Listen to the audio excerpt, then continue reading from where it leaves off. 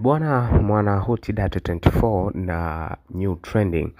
Kuna issue hii ambayo inazidi kuchukua nafasi kubwa sana na ikimhusu superstar mkubwa kutokea hapa 255 na si mwingine bali ni Diamond Platnumz na aliyekuwa mpenzi wake anadai ambaye anaitwa Rita kwa jina la Instagram, unamjua wengi kwa jina la Miss Rita.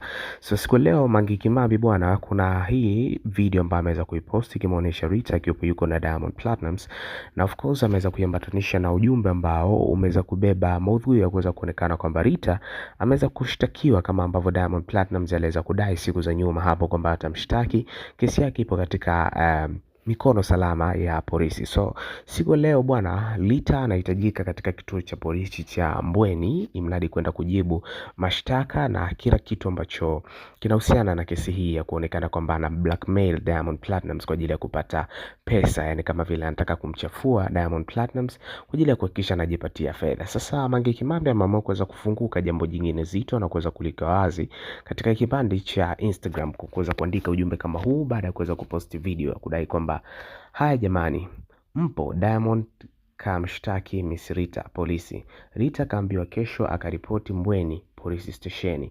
Akasema allegedly dai kamwaga pesa kwa mkuu wa kituo ili kesho Rita akiripoti hakuna kutoka. Haya wanahabari, nimewapeni content mpya kesho. Mwai Mbweni King'ang'a kamwambia dai lazima amlaze ndani Rita ndo ataka vizuri na kumsamehe. So hii ni ujumbe ambao ni mrefu sana na unazidi kuendelea, hii ikimaanisha kwamba nguvu ya kuweza kumfunga Rita imetokana na Zuchu kuweza kumdai Diamond Platnumz bwana, inabidi amshtaki Rita aweze kumfunga ndipo kila kitu kiweze kukaa sawa kwa upande wao. So in case kama bado hujafanikiwa kusubscribe au YouTube channel ya Hot Data 24 na new trending, ni wakati wako kuweza kusubscribe, kucomment, kulike na kushare.